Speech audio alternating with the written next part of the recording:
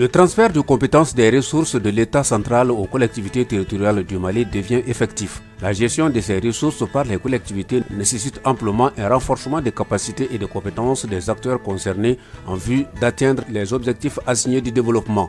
C'est dans ce cadre que la Direction régionale du contrôle financier a organisé depuis le lundi 22 janvier 2024 une séance de formation de 6 jours à l'intention des agents du contrôle financier et des collectivités territoriales de la région. Cette activité concerne un ensemble de régions qui sont choisies par les partenaires techniques et financiers, à savoir les PDRAS, de concert avec les structures nationales ou de manière générale le ministère de l'économie et des finances.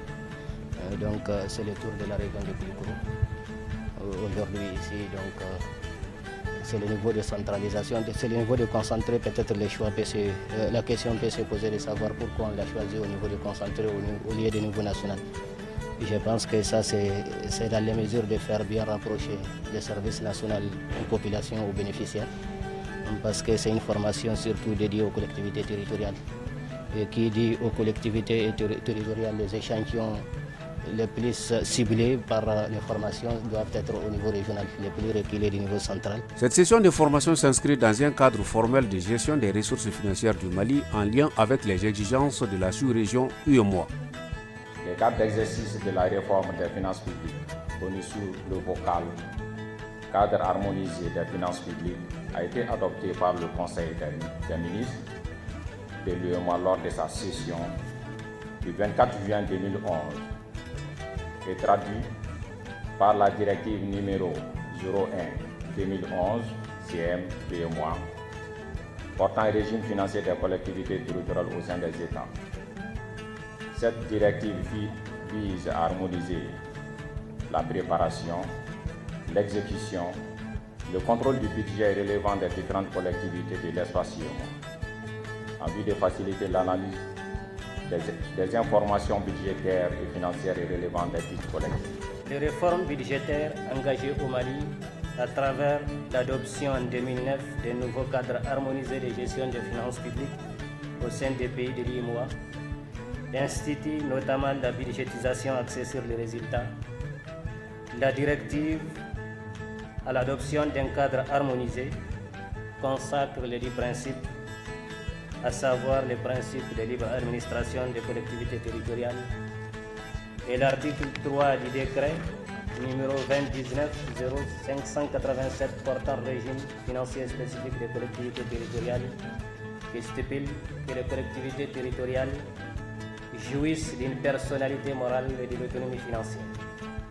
Cette disposition est renforcée dans le même ordre d'idées par l'article 11 de l'arrêté interministériel numéro 2020-2475-9 MATD-SG du 25 septembre 2020 qui stipule que les collectivités territoriales sont tenues de faire apparaître dans leur crédit ouvert au budget sous forme d'une présentation croisée nature et fonction qui fera surtout l'objet de cet atelier. Cette session de formation est soutenue par un partenariat entre la Direction nationale du contrôle financier et le projet PADREAS. Le gouvernement de la République du Mali a signé le 12 juillet 2019 un accord de financement avec la Banque mondiale pour la mise en œuvre du projet de déploiement des ressources de l'État pour l'amélioration des services et des réponses locales à la COVID-19. Avec pour objectif d'améliorer la disponibilité et la rapidité du déploiement des ressources du gouvernement central au niveau des collectivités territoriales. Le projet mis en vigueur depuis le 2 décembre 2019 est financé par la Banque mondiale à hauteur de 50 millions de dollars américains pour une durée de 5 ans. Ce montant initial est complété par des fonds fiduciaires multidonataires, à savoir la coopération suisse et l'ambassade des Pays-Bas.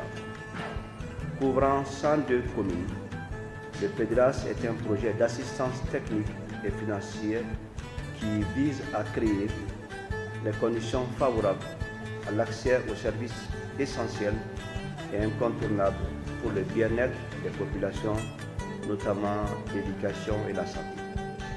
La réforme des finances publiques vise globalement à assurer une transparence. Les collectivités territoriales s'inscrivent dans le cadre global de cette réforme-là. en vue que les ressources qui sont collectées à leur niveau puissent être mieux gérées avec transparence et qu'on puisse augmenter la redevabilité auprès de la population. Durant cette session, différentes thématiques sont développées à travers des méthodologies plus participatives et plus actives permettant aux participants de mieux assimiler le contenu de cette session de formation. Les participants attendaient fermement cette formation et ont des attentes à la sortie de cette session. Je tiens à dire que le renforcement des capacités des agents des collectivités territoriales et des agents des services techniques déconcentrés de l'État est une démarche très salutaire. Donc les agents des collectivités que nous sommes, avec ceux de l'État, doivent s'approprier de ces textes-là en maîtrisant les innovations qui sont édictées dans les textes en matière d'élaboration, d'exécution et du contrôle des budgets des collectivités territoriales. À la sortie de cette formation, c'est comme tous les auditeurs, c'est pouvoir mieux maîtriser, c'est-à-dire les étapes d'élaboration du budget des collectivités territoriales, les étapes d'exécution et les étapes de contrôle, pour mieux exercer les différentes missions qui nous sont assignées au sein de nos différentes collectivités. Au terme des travaux, il est ressorti que la formation a permis d'éclairer les participants sur tous les aspects des textes réglementaires en cours par rapport à la budgétisation des collectivités, et cela à travers des échanges d'expériences. Ce qui me plaît surtout dans cet atelier, ce n'est pas surtout seulement l'aspect formation, mais c'est l'aspect échange. Certes, c'est la direction régionale du contrôle financier qui a eu l'honneur d'exposer, mais pas de former. La formation, c'est pour nous tous. Nous vous avons formés, vous nous avez formés. La direction nationale nous a formés. Chacun de nous a fait l'exposé de son vécu en matière de pratique, a fait l'exposé de son vécu en matière d'expérience. Nous avons échangé pour faire ressortir les écarts entre les pratiques et les textes, analyser et faire la différence entre les pratiques les mieux appropriées pour appuyer nos recommandations dans l'avenir pour l'amélioration des textes.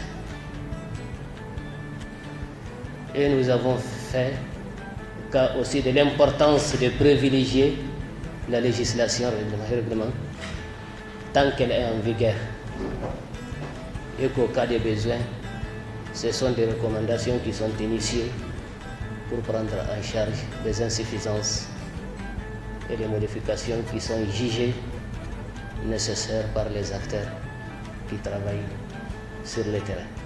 Je commence par remercier le gouvernorat pour sa présence entre nous ici, comme il l'a fait à l'ouverture de cette cérémonie. Il est là aujourd'hui pour le faire encore pour la clôture de cette cérémonie. Ça montre sincèrement l'importance que nos autorités portent à ce que nous faisons en matière de formation et en matière d'appui technique. Donc je ne continuerai pas sans insister pour remercier les fédérations. Les fédérations, c'est aujourd'hui l'un des projets qui ont vraiment osé, dans le contexte où nous sommes, toujours continuer pour nous appuyer. C'est un plaisir pour nous, au nom du gouverneur de la région de Kouloukouro, de féliciter la direction régionale du contrôle financier par rapport à l'organisation de ce cadre d'échange, qui nous facilite beaucoup la tâche, parce qu'en réalité, ça se passe entre vous, mais c'est porté à notre niveau. Généralement, c'est comme ça. Il en témoigne le directeur régional de contrôle financier, avec les différentes collectivités qui sont autour de la région de Kouloukouro, de la ville de Kouloukouro. Pratiquement chaque fin de mois, nous avons en réalité des difficultés. Et ces difficultés sont portées au niveau du gouvernorat. Mais sachez que, en fait, nous ne sommes pas des spécialistes. Les spécialistes, en réalité, sont nos services techniques.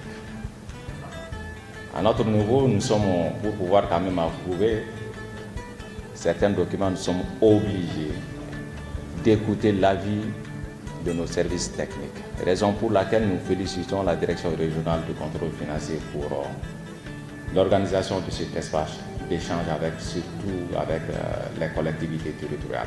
Les participants se sont dit satisfaits de la formation et désormais confiants d'aller sur une nouvelle base dans leur activité future.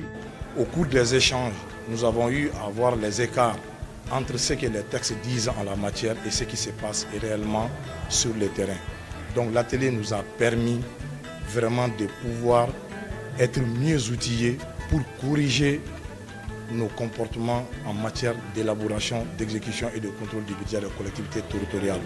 Je suis très satisfait de cette formation et c'est le lieu pour moi de remercier tous les acteurs qui ont concouru à la réussite de cet atelier. Au sortir de cet atelier, nous sortons très ravis et très munis de nouveaux bagages à notre sein pour pouvoir mieux travailler au niveau de nos différentes collectivités. Qui sait que le budget au niveau des collectivités est un outil primordial. Tout débute par le budget et tout se termine par le budget. Donc chaque fois que nous avons des formations liées à cet outil-là, donc ça ne peut être qu'un plaisir pour nous de participer et d'avoir des acquis qui vont nous servir dans la vie. Parce qu'à travers les modules présentés, j'ai compris réellement la nécessité pour les collectivités de s'approprier des textes et règlements qui encadrent la gestion financière des collectivités territoriales. Vraiment, ça a été une très bonne expérience pour moi. Ça a permis aux collectivités de comprendre beaucoup de choses dans le cadre de l'exécution des dépenses. Une remise d'attestation de participation a mis fin aux travaux.